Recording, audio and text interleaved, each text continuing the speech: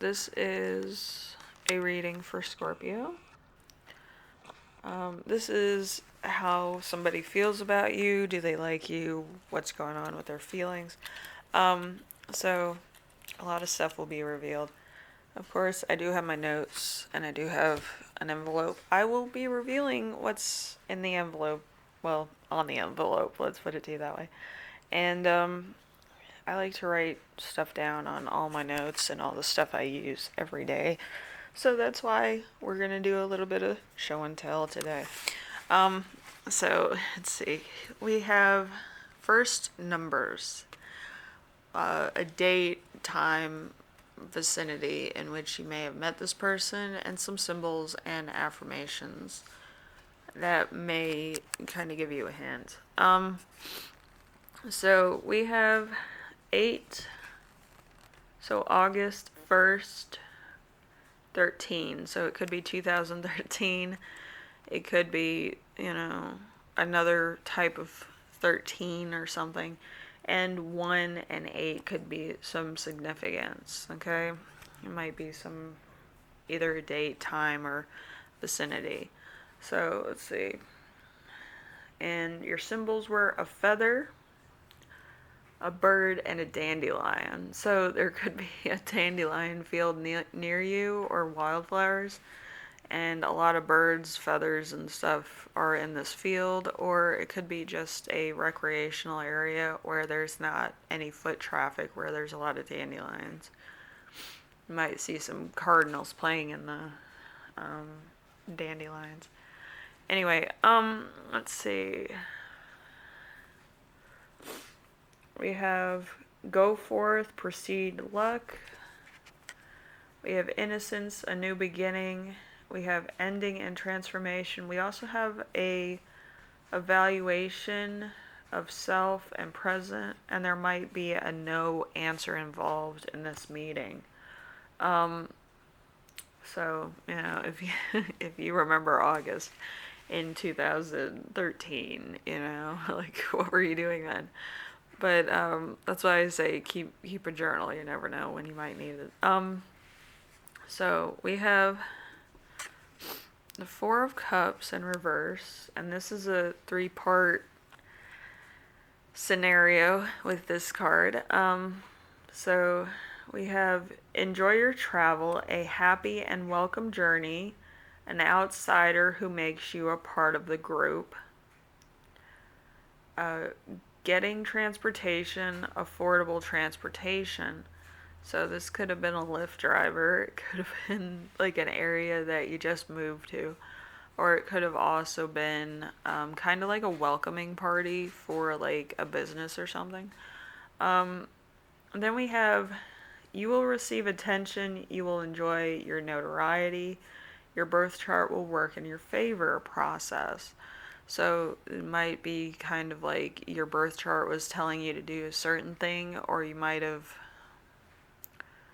kind of had an inkling that you would be good at something from a young age. So you always wanted to see if it was true. So you probably went for a job that's usually outside of what's on your resume. So, it might have actually worked out in your behalf in this point. So, let's see. We have commitments, which you want, engagements, which you make and make you happy, contracts that benefit you, valuables. So, there's probably a lot of presents, there's probably a lot of inclusiveness, and a lot of like celebration. I feel like you might kind of be in an area where there's a lot of parties and celebrations going on all the time. Or you might have a job that's like that. Maybe you're like part of like a planning crew or an event planner or something. So you always have to be high energy and be 100% of the time, it could be a bit difficult. I used to work at Walmart and Dunkin' Donuts. I think Walmart's thing with celebrations and birthdays is very different from Dunkin' Donuts. Like Dunkin' Donuts, if an employee has a birthday, they get ice cream. Usually, like either the 2 scoop sundae or the 1 scoop sundae, depending on what you feel like you can eat. And then you get like a donut or some munchkins or like I think a muffin and like your favorite beverage. Usually I got like a latte with like that apple syrup they used to have. But yeah, it's pretty like surreal. But with Walmart, it's like you get a cake and then you get embarrassed in the middle of like Walmart by everybody on the crew singing happy birthday to you, which is weird. Um, I also had one of my birthdays at Home Depot, which you get like a wrench or like a tape measure with your face on it and like a happy birthday pin, and it's really cute. Um, I think I got most of my tools in my toolbox from there, so it's like it's pretty funny. Um, and I'm a crafter, so it works out. Um, so you probably had one of those jobs where you were an event planner or like they're big into celebrations, they're big into making sure everybody feels like they're needed and wanted in this industry. Okay, and then we have the Nine of Wands. Nine of Wands is love requiring hard work. Love isn't easy. Self improvement, feeling defensive, resilience, overcoming obstacles, potential difficulties. And there's a part 2 to this. There's something being a burden, but you can cope, something being positively fated, or religion that keeps you going. So there's some type of thing that kind of facilitates you into continuing something. It could be religion, it could be your own self affirmations or something to that effect. Also, it could be self-belief if you have a really strong ninth house. Ninth house is usually like religion and beliefs. So if you have like a Jupiter in like in like a ninth house, you're probably very religious or you believe in certain affirmations of your own, design. Like if you say something, it's gonna happen, type of affirmations. But yeah, it's really cute. I think that's what people need is a really strong ninth house to deal with things. Because it's like a friend after a long period of time. So we have strength cards. So there's self esteem issues, insecurities, negativity about love. And then we have the King of Pentacles. So value, tradition, security, successful, stability, prosperity, is family focused, rich, abundant, has lots of resources. And then there's 2 more parts to that card.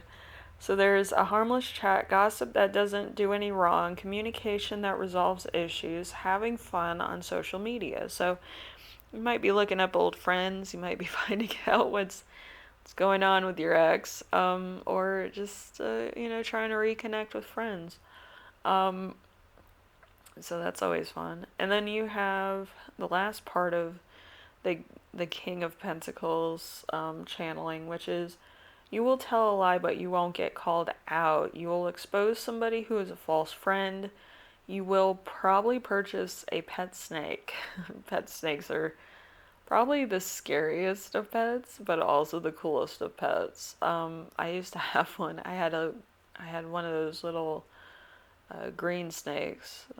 He got a little bit longer than the cage, so I had to take him to the zoo. But you might be up for a new pet, or you might actually have to be 100% with somebody. Okay, so you're gonna have to call them out and kind of try to help them be better people.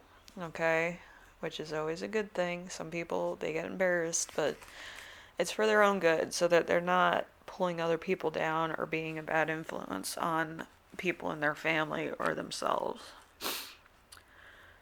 So we have the Eight of Pentacles, which is achieved a relationship goal, cultivating patience, give and take relationships, cooperation, understanding each other and business partners, colleagues, working with friends, and a mentor. So you might be working with a lot of people that are kind of like higher marked. Like they might have high morals, or they might have kind of like a camaraderie, that they want everybody involved in. They don't want anybody to like be like left out type of thing. And you might be really high on that totem pole with people. So you kind of want everybody else to be on the same wavelength as you. So it might be hard for some people sometimes, but they can make it if they just try. Um, but yeah, it might take them longer. So just be patient with that too. Um, so we have the Four of Swords. The Four of Swords is self-care, rest, spending time alone, which is needed rest, time away from social media, time to reflect, restoration, and contemplation. So you might want to do some meditation. The calmer you are in certain cases, the more good things happen. So I feel like that's really good. And if it's more of a quiet energy, you can actually solve your own problems. So when your energy is on a lower register, you can actually pinpoint where certain things need to change, and problem solving and other things like that. So it's better to practice meditation and actually try to find problems and solutions to said problems that will help you in the long run.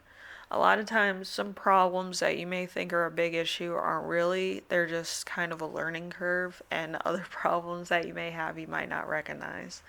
So, meditation could be a good thing to have just in your arsenal, okay? Alright, let's rest the camera down. I've been looking at this all the time. So, we have black tourmaline, we have,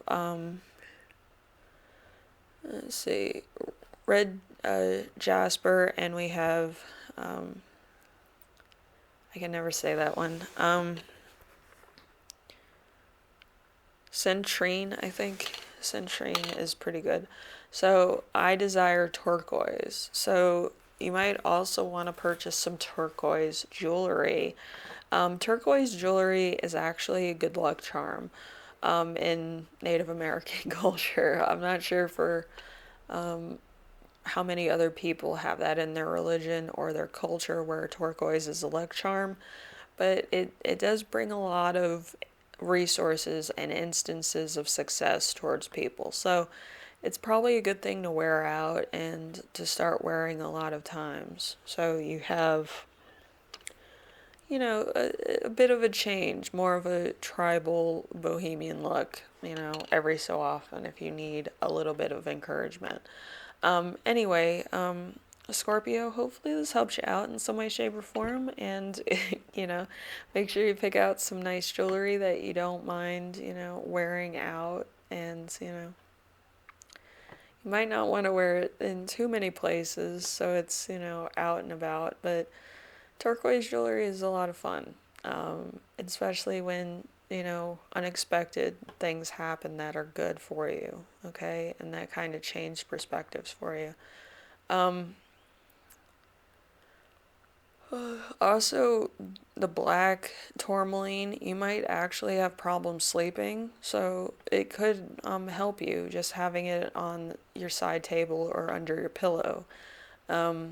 It has powers of defeating bad dreams and giving you positive energy, so it might be something to look into, right? Anyway, hopefully this helped you out in some way, shape, or form, and I will see you in the next reading, alright? Later.